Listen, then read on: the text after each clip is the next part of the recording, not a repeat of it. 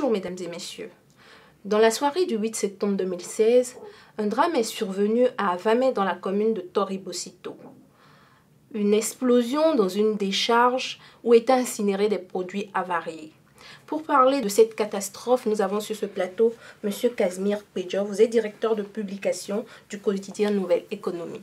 C'est bien ça. Bonjour M. Casimir. Bonjour madame. Alors, qu'est-ce qui s'est passé le 8 septembre 2016? Racontez-nous un peu. Avamay, qu'est-ce qui s'est passé? Comme vous l'avez dit, c'est une société dont je ne veux pas citer le nom ici, qui est allée enfouir ses produits, notamment la farine de blé, dans un trou, dans l'un de ces trous-là, de ces dizaines de trous qui ont été donc réalisés dans la localité. Et donc dans ce trou, ils y ont mis deux combustibles, l'essence et ce produit qu'on appelle carbu. En contact avec l'essence, ça produit l'explosion. Alors lorsqu'ils ont mis la farine plus ces deux combustibles, ils sont partis. À la fois la société et les forces de l'ordre, les populations se sont ruées donc sur le site et ont commencé par extraire donc le produit, le combustible, ça s'est explosé et puis voilà, selon les témoignages, il y avait environ 200 personnes qui étaient à la fois aux abords du trou, mais aussi à l'intérieur. Et donc voilà un peu l'état des lieux de la situation du 8 septembre dernier. Les responsabilités, dites-nous aujourd'hui, à qui la faute, à qui le tort? Qui a permis que ce drame-là se passe? Oui, au Bénin, chez moi, lorsque un incident comme ça se produit, on a tout fait d'accuser la population. Mais au-delà, c'est d'abord l'État. C'est l'État qui est défaillant. Et lorsque je dis l'État, excusez du peu, je n'accuse aucun gouvernement. Mais alors, depuis 1960, on n'a pas prévu des conditions d'incinération dans un pays comme le Bénin. Donc le premier ici à accuser, c'est l'État. Deuxième accusé encore, c'est encore l'État parce que pour incinérer un produit du genre, il faut forcément la présence des forces de sécurité. Déjà, les sapeurs-pompiers pour pouvoir encadrer le feu, circonscrire le feu au cas où ça débordait. Et deuxièmement, la police ou la gendarmerie pour pouvoir sécuriser le site pour empêcher les populations d'y avoir accès.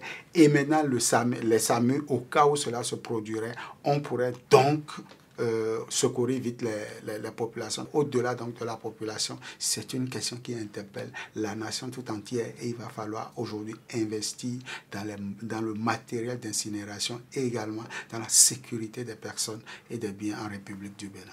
Parlant d'investissement, est-ce que des mesures ont été prises ou annoncées pour que ce genre de drame ne se produise plus, pour finir? Non, malheureusement non. Au Bénin, vous savez, nous sommes dans la somnolence totale. Je vais vous rappeler le drame de Tantokba. Quand ça a eu lieu, qu'est-ce qu'on en a fait jusqu'à aujourd'hui? Est-ce qu'on a rédigé des mesures de secours? Non, pas du tout. Avant ce drame-là, le 2 septembre déjà, il y avait déjà un cas de Goslo qui a eu lieu à Bomekalavi, à quelques kilomètres de Cotonou. Est-ce qu'on a prévu des mesures de sécurité quand de ces genres d'incidents se produisent? Non. Et donc, dans peut-être 2 mois, 3 mois ou dans 1 an, on assistera encore à un autre drame.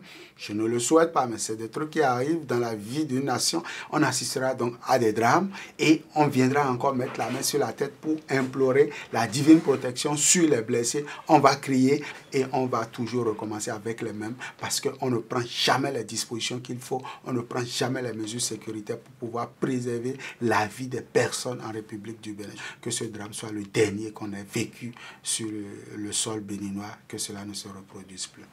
Merci M. Casimir Pédior. Je rappelle, vous êtes directeur de publication du quotidien Nouvelle Économie. Merci de nous avoir éclairé par rapport à ce sujet. C'est moi qui vous remercie. Alors aujourd'hui, il était question du drame de Tori, de cette explosion-là qui a fait énormément de victimes. Vous l'avez compris, on n'a pas un bilan officiel. J'espère que les autorités prendront leurs responsabilités. J'espère aussi que les populations prendront leurs responsabilités. Je vous donne rendez-vous la semaine prochaine pour un autre sujet.